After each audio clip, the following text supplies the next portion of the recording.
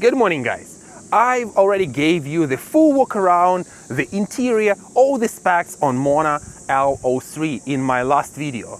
Links in the description if you haven't seen it. Today, I am taking it out and I want to show you something most reviewers skip completely. Quick version for anyone jumping in fresh. This car is built for a young crowd.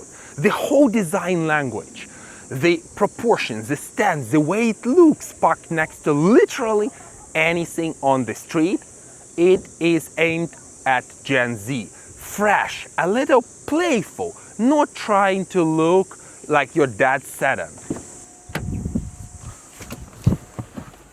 Inside, exactly the same. Clean, minimalist design. Nothing here is fighting for your attention. Here are actual things I want to talk about. These mount hooks. There are 3 of them in the car and they are designed for young people to feel creative. Today I will be using these hooks to shoot entire process. No one, only me and my camera. Let's go. I've mounted the camera on the passenger side and I am ready to do the test drive. Before I go, guys, I want to mention one thing. It does get pretty hot in the car in summer. Today is only 28 degrees Celsius outside and it's cloudy. However, the heat from the roof is quite strong. So if you want to drive comfortably in summer, get yourself a panoramic sunroof shade together with the car. You will thank me later. So guys, what I usually say, the car is as good as it drives. Let's take this L03 to the road and see how it drives. Before I drive by myself, I want to try an XGP. They have VLA 2.0 in this car. So I just set up the navigation and then I click twice the stop and the car should do everything on its own. Hands off completely. Let's see if it can do it or not. This is a very complex scenario for the self-driving and I feel so far it's doing not bad.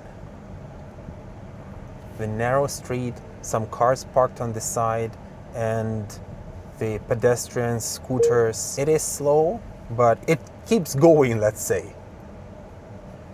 And I feel sometimes the car is getting lost between lanes, like it's not sure which lane is it in and which lane should it go. Like now it seems that the car sees 2 lanes and it kind of jumping from left to right, but on the real world it just drives in the middle of the road. To tell you, it feels like it's a driver who got driving license like a year ago, still feels a little bit confused sometimes, but already feels quite confident on his way. Let me summarize the ADAS. It is quite confident, it is quite capable. However, you cannot fully rely on it. It does make mistakes, it does drive a little bit slower than I would expect it to. I cannot say that it's on the level where you can just sit down, relax and do nothing. If you're going to a far destination, a road trip, it will definitely reduce your tiredness and make you feel much more relaxed. But in the city, it is still not there yet. Let's talk a little bit about driving.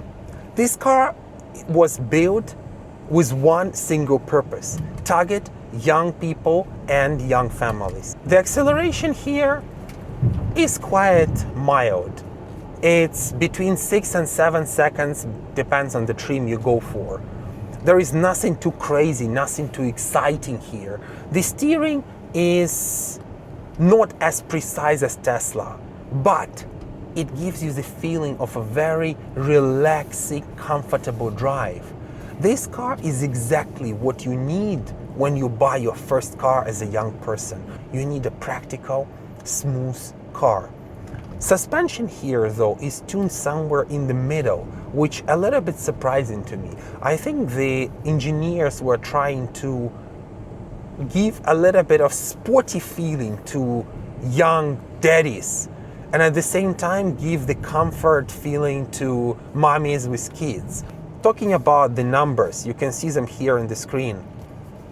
I think this car completely fulfills its purpose. Serve as a daily commuter for a young family, for a young couple, or a single young person from Gen Z. I just personally like a little bit more exciting cars where I can accelerate, overtake, and corner it. But I am not the target audience for this car.